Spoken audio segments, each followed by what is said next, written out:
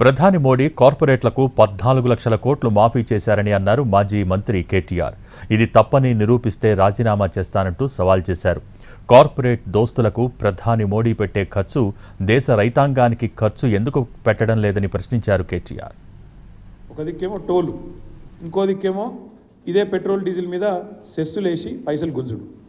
30 లక్షల కోట్లు మరి ఎక్కడ పోయినాయి? జాతీయ రహదారులు ఒక దిక్కేమో రోజు వసూలు చేయబడుతుంది, అవన్నీ కాంట్రాక్టర్ల జేబులలో కోవట్టే. మరి ఈ పైసలు ఎక్కడ పోయినాయి నిలదీస్తే వాస్తవం బయటపడ్డది.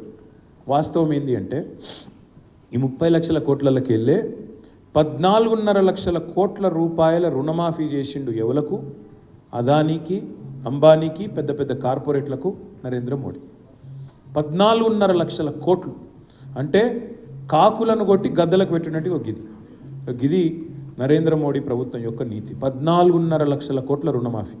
నేను చెప్పేది మీకు ఎవరికైనా కథలకు కనిపిస్తే, నేను చెప్పేది తప్పు అనిపిస్తే, గిన్ని కెమెరాల ముంగట చెప్తున్నా, నేను చెప్పేది తప్పని కిషన్ రెడ్డి, బండి సంజయ్ రుజువు చేస్తే రేపు నా ఎమ్మెల్యే పదవి రాజీనామా చేసి వాళ్ళకి అప్పయ్య.